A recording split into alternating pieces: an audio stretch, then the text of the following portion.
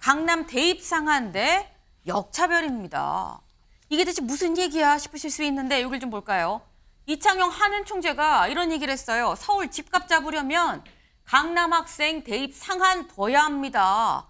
라고 얘기를 했습니다. 얼마 전에 저희가 방송에서 기사로 아마 전해드렸을 거예요. 한국은행에서 낸 보고서인데 여기에 집값에 이 학벌 이게 굉장히 많이 들어가더라. 비싼 데 사는 애가 좋은 대학 가고 뭐 그러겠거니 다 알고 있는 건데 이게 한국은행에서 보고서로 나왔네 라는 거를 전해드렸던 적이 있습니다. 네, 관련해서 아예 직접 파이낸셜 타임스, 이 영국 이 매체죠. 파이낸셜 타임스랑 인터뷰를 하는데 서울 집값 잡으려면 강남 학생 대입 상한 둬야 됩니다.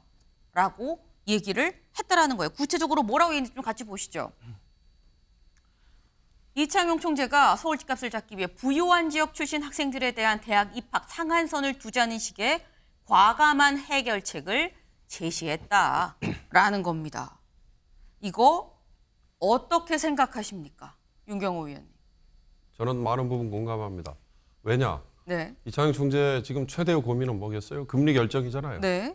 자, 미국이 이미 0.5%포인트 빅샷 금리 내렸어요. 우리하고 금리 격차 지금 벌어질 만큼 벌어져 있어요. 그것 때문에 생기는 여러 가지 문제 있다는 거 다 알아요. 네. 금리 결정할 때 자, 경기 전반에 대해서 이게 어떤 영향을 미칠까? 지금 우리 경기 안 좋다고 하니까 네. 금리 낮추면 좋아하겠죠. 그런데 한쪽에서는 아까 시금치 뭐 배추 나왔듯이 물가 엄청나게 오르고 있잖아요. 네. 제일 중요한 집값, 지역별 편차가 있다고 하지만 서울 지역 집값, 그래서 이창용 총재가 금리 결정에 물론 금통위원 전체와 협의를 해야 될 일이지만 네. 최근에 부동산 값, 특히 서울 집값을 전체 고려 사항 중에 굉장히 심각하게 보고 있구나. 그 고민의 표출이 이걸로 나왔을 거라는 저는 생각이 들어요. 그러니까 저건 강남 학생에 대해서만 제한을 둬야 된다 이게 아니고 저거의 약간 변형 중에 하나가 옛날 정운찬 총리 시절에 지역 학생 전형 배려 뭐 이런 게 네, 있었잖아요. 그것도 일종의 약간 그런 그거는 교육적인 방법으로 접근을 한 거고 네. 이건 지금 말씀드린 물가, 금리, 그다음에 집값 이런 것들 측면에서 접근을 한 거다.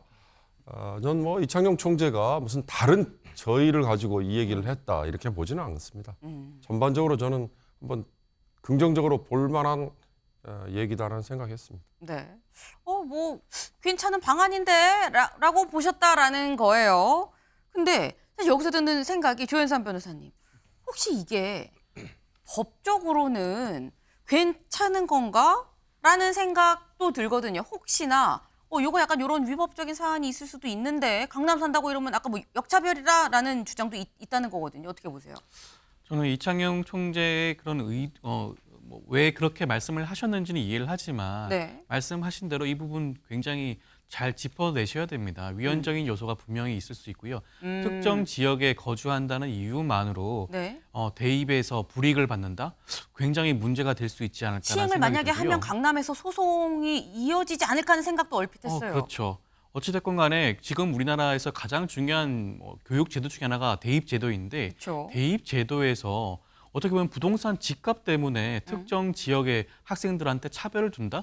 이것이 과연 헌법에 위배되지 않는다고 할 수 있을지라는 부분들을 좀 한번 짚어봐야 될 것 같고요. 네. 그렇다고 한다면 만약 강남 지역 학생에 대해서 차별을 둔다. 그럼 강남 집값이 잡혔다. 그러면 다른 지역으로 또 옮겨갈 수도 있지 않겠습니까? 그렇다고 한다면 그렇게 제한을 두는 지역만 계속해서 늘어날 수가 있다. 네. 이것이 어떻게 보면 너무나 인위적인 생각을 가지시고 한 결정일 수도 있기 때문에 여러 가지 다방면으로 생각을 하시고 네. 판단을 해야 되지 않을까 싶습니다. 네. 근데 지금 이창용 총재가 이 생각을 그냥 잠깐 아이디어 차원에서 얘기한 건 아닌 것 같다. 왜? 지난달에 또 이 서울대랑 하는 공동 심포지엄 하는 자리가 있었습니다. 이 자리에서 뭐라고 얘기를 했느냐? 이런 얘기를 했어요. 상위권 대학의 서울 또는 강남 지역 입학생 비율이 학령 인구 비율의 일정 수준을 넘지 않도록 조정하는 정도는 현재의 선발제도 틀을 유지하고도 충분히 실현이 가능하다라고 얘기를 했습니다. 그러니까 서영고 이게 스카이 교수님들이 결단만 해주면 지금도 할 수 있어요라고 또 얘기를 했습니다. 제도 손 안 대도 지금도 할 수 있다라는 지금 이런 얘기예요. 근데 이거를 보면은 최수영 위원님 네. 약간 교육부 장관도 약간 염두에 두시나라는 생각이 얼핏 들기도 하고 근데 지금 보면 하는 총재가 이 얘기를 해서 그렇죠. 사실 이게 이슈가 되는 거거든요. 그러니까 하는 총재가 왜 이렇게 네. 깊숙한 교육 정책 이야기하지 하는데 시간을 21년 전으로 되돌리면요. 21년 전. 2003년에 네. 이창용 지금 총재가 서울대 교수 시절에 경제학 교수 시절에 도발적인 논문의 제목의 논문을 냅니다. 네. 자, 네 명이 공동으로 하는데 입시 제도의 변화. 누가 서울대에 들어오는가? 21년 전에. 이 논문에서 핵심적인 내용이 이거예요. 이 서울대에 들어오는 사람들의 강남이 조금 너무 편차가 심하다. 그래서 지역별 다양한 자율형 고교를 세우고 수업료도 자율화시켜서 차등적으로 적용하자. 그러면 이게 해결될 것이라고 했는데 이런 옹골한 주장이 21년간 바뀌어지지 않았어요. 그러니까 이렇게 다소 급진적으로 보이는 이런 주장을 네. 내세우는데 제가 보기엔 소신에 가깝다고 봐야 될 것 같아요. 그러니까 21년 전에 서울대 교수 시절의 이창용이나 네. 한국은행 총재 시절의 이창용이나 똑같은 소신 같아요.